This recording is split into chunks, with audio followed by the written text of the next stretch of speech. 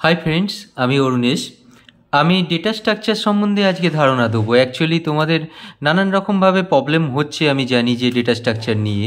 তো বিশেষ করে 11-12-এ ডেটা স্ট্রাকচার নিয়ে একদম নতুন সিলেবাস এসছে।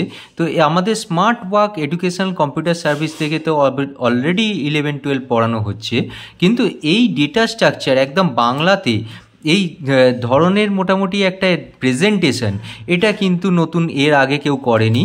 তো এই যে 11-12-এর স্টুডেন্টদের জন্য স্পেশালি একটা ডেটা স্ট্রাকচার কী, এই জিনিসটাকে বোঝানো উচিত। কারণ আমরা জানি যে অলরেডি অনেক স্কুলে কিন্তু এখনও পর্যন্ত পড়ানো শুরুও হয়নি যে ডেটা স্ট্রাকচার কী।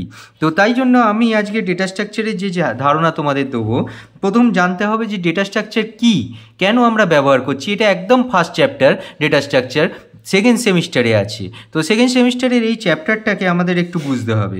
প্রথম কথা হলো, ডেটা স্ট্রাকচার হলো একটা কম্পিউটারের ডেটা সাজানো, ম্যানেজমেন্ট, ডেটা সঞ্চয়, ফরম্যাট করা এবং কম্পিউটারকে সঞ্চিত ডেটা খুব সহজে অ্যাক্সেস করা যায়, এই রকমভাবে একটা স্ট্রাকচার তৈরি করা। এইটা নিয়েই হলো ডেটা স্ট্রাকচার। ডেটা স্ট্রাকচার না হলে আমরা সহজে কম্পিউটারের ডেটাগুলোকে অ্যাক্সেস করতে পারবো না। বড় বড় জায়গায়, যেখানে রেলওয়ে, যেখানে ব্যাংকিং ডেটা বা আরও অনেক বড় ইন্ডাস্ট্রি আছে যারা ডেটা ব্যবহার করে, ডেটা স্ট্রাকচারগুলোকে ব্যবহার করে, তারা কিন্তু খুব ডেটা স্ট্রাকচারগুলোকে ম্যানেজ করার দিকে সম্মুখীন হচ্ছে এবং সেই জায়গাগুলোয় আমাদের সলভ করতে হচ্ছে। তো কম্পিউটার অ্যাপ্লিকেশান পড়তে পড়তে আমরা জানবো যে ডেটা স্ট্রাকচারে কী ধরনের কী সুবিধা আছে এবং কিভাবে আমরা সলভ করব সেগুলোকে। যাই হোক, এবার ডেটা স্ট্রাকচারের কী কী উদাহরণ, কীভাবে ডেটা স্ট্রাকচারগুলোকে আমরা ব্যবহার করতে পারি, এইভাবে জানবো। তো ডেটা স্ট্রাকচারের উদাহরণ সাধারণত array, link list, tag, queue, tree ইত্যাদি, এগুলো হচ্ছে ডেটা স্ট্রাকচারের উদাহরণ। ব্যবহারিক ক্ষেত্র, data structure compiler design, operating system design, graphics design, artificial ইন্টেলিজেন্সিতে কাজে লাগে। এবং ডেটা টাইপস সম্বন্ধে জানবো। ডেটা একটা মানে, ডেটা স্ট্রাকচার মানেই যে সব রকম ডেটা এক হয় তা নয়, ডেটা টাইপ আলাদা আলাদা হয়। যেরকম ধরো integer data type, floating point data type, ডেটার ভ্যালু আলাদা। আমরা নাম দিচ্ছি, একরকম ডেটা টাইপ হবে, সেটা সাধারণত আমরা স্ট্রিং ডেটা টাইপ নিই। আমরা সাধারণত নাম্বার নিচ্ছি, একটা হোল নাম্বারে 1 2 3 4 রোল নাম্বার নিচ্ছি, তাহলে integer data type. Floating point data টাইপের ভ্যালু যেগুলো আছে সেগুলো পয়েন্টে আসবে। এগুলো নিয়ে আবার আমি এই শেষের দিকে আলোচনা করছি, আর একটু এগোই। তো ডেটা স্ট্রাকচার হলো building blocks of more sophisticated applications. অনেক রকম অ্যাপ্লিকেশান হয় যার বিহাইন্ডে এই ডেটা স্ট্রাকচারটা থাকে, এবং সেই ডেটা স্ট্রাকচার থেকে আমরা বিভিন্ন অ্যাপ্লিকেশান বিভিন্ন জায়গায় কাজে লাগাতে পারি। যেরকম আমরা ডেটা স্ট্রাকচার কী কী ক্ষেত্রে ইউজ করব, আমরা ডেটা স্ট্রাকচারটা কীরকমভাবে ইউজ করব। Sorting of data, sorting of data মানে ডেটাগুলোকে পরপর সাজানো, এফিসিয়েন্ট ডেটাগুলোকে তৈরি করা।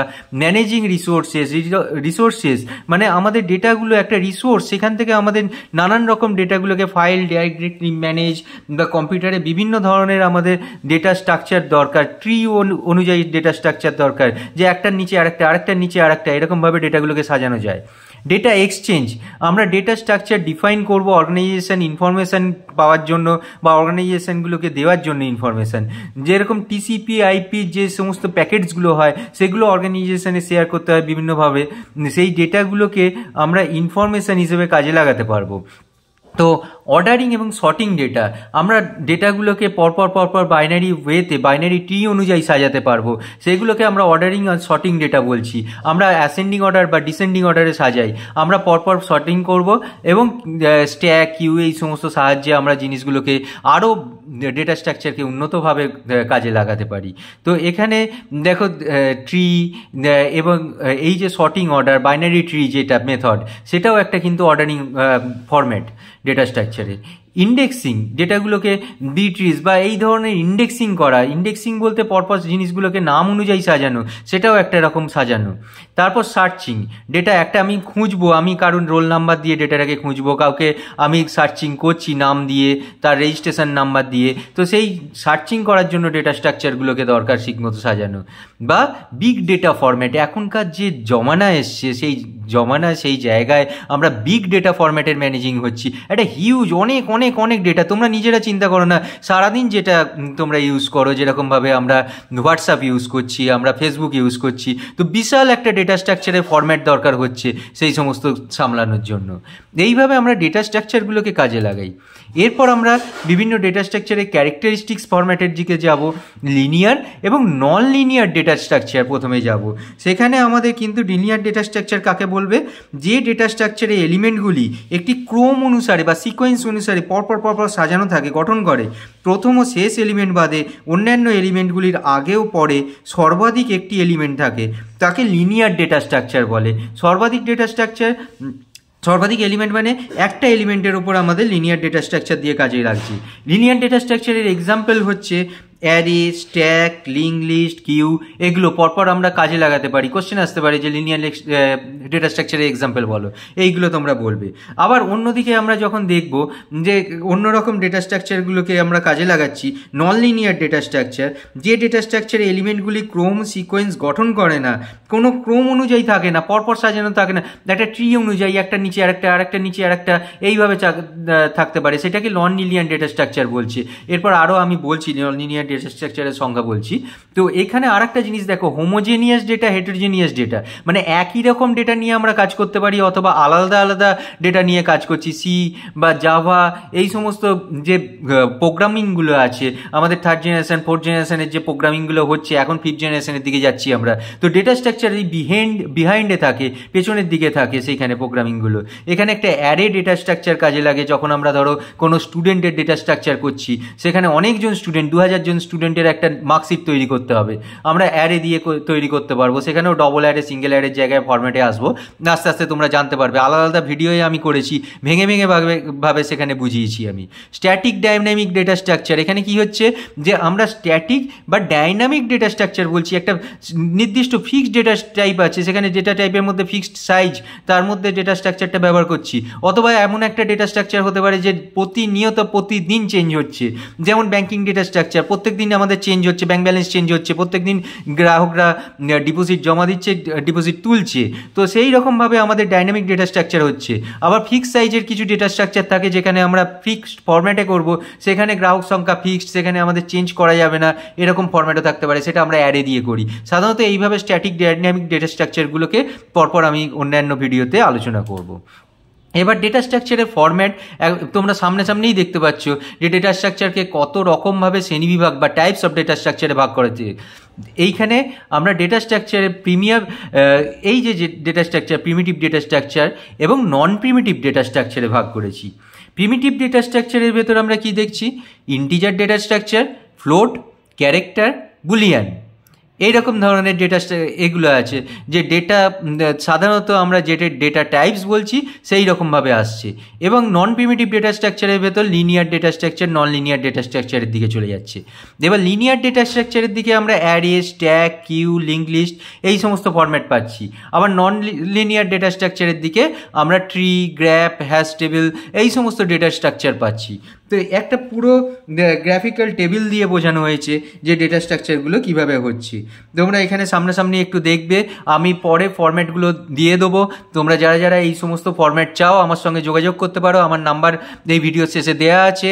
অবশ্যই হাওড়াতে তোমরা যদি থাকো, ইজি আমার বাড়ি আসতে পারো, যখন ইচ্ছা আসতে পারো, আমার সঙ্গে যোগাযোগ করতে পারো। আমি সেই জায়গাগুলো পরিষ্কারভাবে তোমাদের বুঝিয়ে দেবো যে ডেটা স্ট্রাকচারগুলো কীভাবে আমরা ইউজ করছি। একটা সম্পূর্ণ নতুন জিনিস, নতুন সিলেবাসকে ভেঙে বোঝাবো। এরপর আসবো প্রিমিটিভ ডেটা স্ট্রাকচার এবং নন প্রিমিটিভ ডেটা স্ট্রাকচারে। দ্য প্রিমিটিভ ডেটা স্ট্রাকচার আর নন প্রিমিটিভ ডেটা স্ট্রাকচারের টাইপ যেটা আছে, ইন্টিজার, ক্যারেক্টার, ফ্লোট, ডবল এবং পয়েন্টার, এই সমস্ত জায়গায় প্রিমিটিভ ডেটা স্ট্রাকচারের জায়গায় আসছি। নন প্রিমিটিভ ডেটা স্ট্রাকচারে কিন্তু আমরা লিনিয়ার ডেটা স্ট্রাকচার, নন লিনিয়ার ডেটা স্ট্রাকচার বলেছি। একটু আগে প্রিমিটিভ ডেটা স্ট্রাকচার আর নন লিনিয়ার ডেটা স্ট্রাকচারের ভেতর আমরা যেটা বলছিলাম, যে যেরকম ধরো সংজ্ঞাগুলো আমরা যেটা দিচ্ছিলাম, যে ডেটা স্ট্রাকচারের এলিমেন্টগুলি একটি ক্রম সিকোয়েন্স অনুযায়ী গঠন করে তাকে লিনিয়ার ডেটা স্ট্রাকচার বলছি। আর যে ডেটা স্ট্রাকচারের এলিমেন্টগুলি ক্রম বা সিকোয়েন্স গঠন করে না এবং কোনো এলিমেন্টের আগেও পরে একাধিক এলিমেন্ট থাকতে পারে তাকে নন লিনিয়ার ডেটা স্ট্রাকচার বলছি। এইভাবে আমরা একটা সংজ্ঞা দিয়েছিলাম। এই সংজ্ঞাগুলো একটু মাথায় রাখবে, ছোটো ছোটোভাবে সংজ্ঞাগুলো আসতে পারে। এরপর লিনিয়ার ডেটা স্ট্রাকচার, নন লিনিয়ার ডেটা স্ট্রাকচারের ডিটেলস এখানে দেওয়া আছে এবং তার উদাহরণগুলো আমি আগেও দিয়েছি, আরেকবার বলে দিই। লিনিয়ার ডেটা স্ট্রাকচারকে আমি array, stack, link list, queue এই সমস্ত বলছি। এবং নন লিনিয়ার ডেটা স্ট্রাকচারের যদি উদাহরণ চাই তাহলে আমরা ট্রি বা গ্র্যাফ বলছি। এটা নন লিনিয়ার ডেটা স্ট্রাকচারে হচ্ছে। অনেক রকমভাবে এলিমেন্টগুলি connected with the N number of elements, অর্থাৎ অনেকগুলো এলিমেন্টসের কানেকশান এখানে হচ্ছে এবং নন লিনিয়ার ডেটা স্ট্রাকচার দিয়ে আমরা সেইগুলোকে কানেকশান করতে পারছি।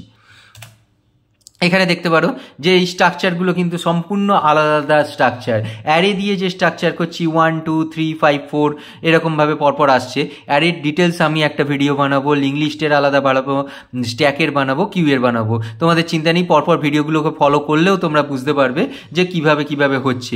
এখানে দেখো ট্রি, গ্র্যাফ, হ্যাশ, এখানে এইরকমভাবে এক একটার ফরম্যাট এক এক রকম। ট্রিটা নিজেই দেখতে পাচ্ছ যে একটা 1 2 3 এরকমের ভেতর দিয়ে এরকমভাবে ফরম্যাটগুলো যাচ্ছে, কিন্তু একটা নির্দিষ্ট ডেটার মধ্যে এইরকমভাবে ফরম্যাটগুলো চলে যাচ্ছে, যে নির্দিষ্ট ডেটা স্ট্রাকচারের মধ্যে দিয়ে এরকমভাবে পরপর বানাচ্ছি আমরা, টি, গ্র্যাফ, হ্যাশ বলে এরকম আসছে।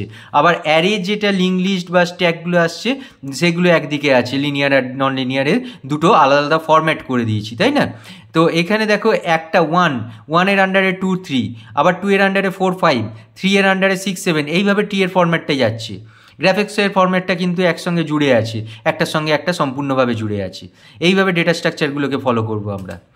এরপর ডেটা স্ট্রাকচার আমাদের ক্লাসিফাইড, যেটা static data structure, dynamic data structure একটু আগেও বলছিলাম যে একটা ফিক্সড ডেটা স্ট্রাকচার, তার ফিক্সড সাইজ, এবং ডাইনামিক ডেটা স্ট্রাকচারের কোনো ফিক্সড সাইজ নেই, ফ্লেক্সিবল সাইজ নিয়ে হয়। এইভাবে আমরা ডেটা স্ট্রাকচারগুলোকে আলাদা আলাদা করতে পারি। এখানে আমরা লিনিয়ার নন লিনিয়ার ডেটা স্ট্রাকচারের যদি একটা ফরম্যাট আসে, সেখানে আমরা যদি বলি যে এদের তফাৎটা কী, তাহলে আমরা সহজে বলতে পারি যে দেখো ডেটা এলিমেন্টগুলি একটা ক্রম গঠন করে, পরপর সাজানো থাকে লিনিয়ার ডেটা স্ট্রাকচারে। নন লিনিয়ার ডেটা স্ট্রাকচারগুলি কী করে, একটা ক্রম গঠন করে না, এলিমেন্টগুলি গঠন করে না এরকমভাবে ক্রমগুলো। লেভেলের সংজ্ঞা যদি হয়, একটি লিনিয়ার ডেটা স্ট্রাকচারে একটা লেভেল হয়, নন লিনিয়ার ডেটা স্ট্রাকচারে আলাদা আলাদা লেভেল হয়, অনেকগুলো লেভেল হতে পারে। অ্যাপ্লিকেশন সফটওয়্যার তৈরিতে ব্যবহার করা হয় linear data structure. Image processing, artificial ইন্টেলিজেন্সি এই সমস্ত ব্যবহার করা হয় নন লিনিয়ার ডেটা স্ট্রাকচারে। আবার অ্যারে, লিঙ্ক, স্ট্যাক, কিউ ইত্যাদি লিনিয়ার ডেটা স্ট্রাকচারের মধ্যে পড়ে, নন লিনিয়ার ডেটা স্ট্রাকচারে ট্রি, গ্র্যাফ ইত্যাদি পড়ে। তাহলে আমরা বুঝলাম যে লিনিয়ার ডেটা স্ট্রাকচার আর নন লিনিয়ার ডেটা স্ট্রাকচারে পার্থক্যটা কোথায়। তো এখান থেকে আমরা এই ডেটা স্ট্রাকচারগুলো আলাদা আলাদা করলাম। এবার মেজর অপারেশনের যদি আসি, তাহলে কিন্তু ডেটা স্ট্রাকচারে এলিমেন্ট যুক্ত করা, তাই তো, ইনসারশন বলছি আমরা যেগুলোকে যুক্ত করছি। এরপর ডিলিটেশন, এখানে ডিলিশন বা ডিলিটেশনের জায়গাগুলো কি করছি, নির্দিষ্ট এলিমেন্ট মুছে ফেলছি। সার্চিং, ডেটাগুলোকে সার্চ করে একটা নির্দিষ্ট ডেটাকে পার্টিকুলার নাম দিয়ে সেখানে সার্চ করা হচ্ছে, সেটাকে খুঁজে বার করা হচ্ছে। আমরা ডেটা স্ট্রাকচারে যখন সার্চিং করবো, অ্যারের যে সার্চিংগুলো আছে আমরা বাইনারি সার্চে দেখতে পারি বা বিভিন্নভাবে আমরা সার্চিং করি, এই সার্চিংয়ের জায়গাগুলো কিন্তু আসবে। এখানে আমরা সর্টিং করি, সার্চিং করি, এই জায়গাগুলো এরকমভাবে ডেটা স্ট্রাকচারে আসে। যেরকম ধরো একটা অ্যাডেতে সেখানে নানান রকমভাবে সর্টিং করা যায়, আবার নানান রকমভাবে সার্চিংও করা যায়, কিন্তু অ্যাডের ফরম্যাটে আমি সেটা বোঝাবো অবশ্যই। এরপর আমরা ম্যানেজিং ডেটা স্ট্রাকচার বা মার্জিং ডেটা স্ট্রাকচার করি, আপডেশন করি, ডেটাগুলোকে আপডেশন করা, ডেটাগুলোকে যোগ করা, ডেটাগুলোকে মডিফাই করা, এডিটিং করা, এগুলোই ডেটা স্ট্রাকচারের কাজ। এইভাবেই আমাদের কিন্তু কাজে এগোয় ডেটা স্ট্রাকচার। তো এই ডেটা স্ট্রাকচার আমরা ব্যবহার করছি কেন, কি কি সুবিধা হয় আমাদের ডেটা স্ট্রাকচার ব্যবহার করলে, এখানে বিভিন্ন ধরনের আমরা সুবিধা পাচ্ছি। যে ডেটা স্ট্রাকচারগুলো এফিসিয়েন্টভাবে কাজে লাগাতে পারছি, সঠিক জায়গায় সঠিকভাবে কাজে লাগানোর জন্য এফিসিয়েন্সি বলছি। রিইউজেবিলিটি মানে আবার দ্বিতীয়ভাবে আমরা ডেটা স্ট্রাকচারটাকে ব্যবহার করতে পারছি, ঠিক আছে? তো আমরা একবার ব্যবহার করলাম, বারে বারে আমাদের ডেটা স্ট্রাকচারটা বিভিন্নভাবে দরকার হচ্ছে। তো আমাদের এইরকমভাবে এই ডেটা স্ট্রাকচারটা কতটা আমরা ব্যবহার করব, কতটা আমরা ব্যবহার করব না, এটার উপর নির্ভর করছে। কিন্তু আমরা ইমপ্লিমেন্টেশন পার্টেও আমরা দেখছি সেখানে এরকমভাবে ডেটা স্ট্রাকচারটাকে ব্যবহার করে কীভাবে কাজে লাগা যায়। এখান থেকে আমরা ডেটা টাইপ যেটা আগে বলেছিলাম, সেই ডেটা টাইপের এই জায়গাটায় ডিটেলসে দেওয়া আছে, এখান থেকে স্ক্রিনশট নিতে পারো। ইন্টিজার ডেটা টাইপ আমরা যেটা বলছিলাম যে হোল নাম্বার, একটা হোল নাম্বারের মাধ্যমে 707 0 বা এই ধরনের হচ্ছে। ফ্লোটিং পয়েন্ট ডেটা, যেখানে আমরা বিভিন্ন ধরনের ডেটাতে জাভাতে যেরকম ফ্লোটিং পয়েন্ট শুধু নয়, সেখানে আমরা কিন্তু ডবল ডেটাও পাই। সেখানে আমাদের পয়েন্টের পর অনেকগুলো ঘর যদি ডেসিমেল প্লেসে আসে, সেখানে আমরা ফ্লোটিং পয়েন্ট বা ডবল ডেটায় বলছি। যেরকম ধরো পাই এর ভ্যালু যদি করি 2 পাই আর স্কোয়ার, এরকম ধরনের আমাদের সার্কেলের যে বিভিন্ন ধরনের ফর্মুলাগুলো থাকে সেখানে লাগে। তো এখানে 22/7 হচ্ছে, 22/7 মানে 3.14 হয়ে যায়। সেখানে পয়েন্টের যদি ডেটা দিই তাহলে আমাদের ফ্লোটিং পয়েন্ট ডেটা বলছি। ধরো আমাদের ABCD এরকম কিছু সেকশন আছে, সেকশানের দিয়ে আমরা শুধু ক্যারেক্টারগুলো দিচ্ছি, তো সেখানে ক্যারেক্টার টাইপ ডেটা হয়ে যাচ্ছে। একটা স্পেশাল ক্যারেক্টারও হতে পারে, সেটা নিউমারিকও হতে পারে, সেটা অ্যালফাবেটও হতে পারে। এরপর স্ট্রিং যেরকম হ্যালো, তোমার নাম, নেম, এগুলো দিচ্ছি স্ট্রিং ডেটা টাইপের মধ্যে। বুলিয়ান ডেটা টাইপ কোথায় হচ্ছে আবার, সেরকম হচ্ছে 0 and 1 0 মানে ফলস, 1 মানে ট্রু আর ফলস দিয়ে বুলিয়ান ডেটা টাইপ হয়। যেখানে ট্রু ফলসটা কাজে লাগছে শুধুমাত্র একটা ফ্ল্যাগ টাইপের আমরা ইউজ করতে পারছি, সেখানে আমরা ট্রু ফলস দিয়ে এরকমভাবে বুলিয়ান ডেটা টাইপটা করছি। এছাড়াও বিভিন্ন ডেটা টাইপ হয়, অ্যারে ডেটা টাইপ হয়, ডেট টাইম ডেটা টাইপ হয়, সেগুলো আস্তে আস্তে আমরা আলোচনা করব। তো যাই হোক, আমরা মোটামুটি ডেটা টাইপের একটা বিভিন্ন ধরনের আলোচনা দেখলাম। এই ডেটা টাইপের যে ডিটেলসগুলো, সেগুলো আবার পরের ভিডিওয়ে আমরা আলোচনা করব। সেগুলো পরপর তোমাদের চ্যাপ্টার ওয়াইজ আলোচনা হবে। এখানে আমার মোবাইল নাম্বার দেওয়া আছে 8902692373, কল করতে পারো যদি কোনো অসুবিধা হয় বা যদি কোনো এই সম্বন্ধে ডিটেলস জানতে চাও। অবশ্যই আমার কাছে আসতে পারো। এখানে আমাদের কোচিং সেন্টার আছে যেখানে আমাদের মোটামুটি কম্পিউটারে বোঝানো হয়। তো এখানে সাবস্ক্রাইব করতে পারো, লাইক করতে পারো ভিডিওটায়, এবং অবশ্যই অনেক অনেক কমেন্ট লিখতে পারো। তোমাদের যদি কোনো প্রশ্ন থাকে তোমরা অবশ্যই নির্দ্বিধায় আমাদের কাছে কমেন্ট নিয়ে জানাতে পারো। ওকে, থ্যাংক ইউ। আশা করি সবাই ভালো থাকবে। পরে ভিডিওটা অবশ্যই ফলো করো।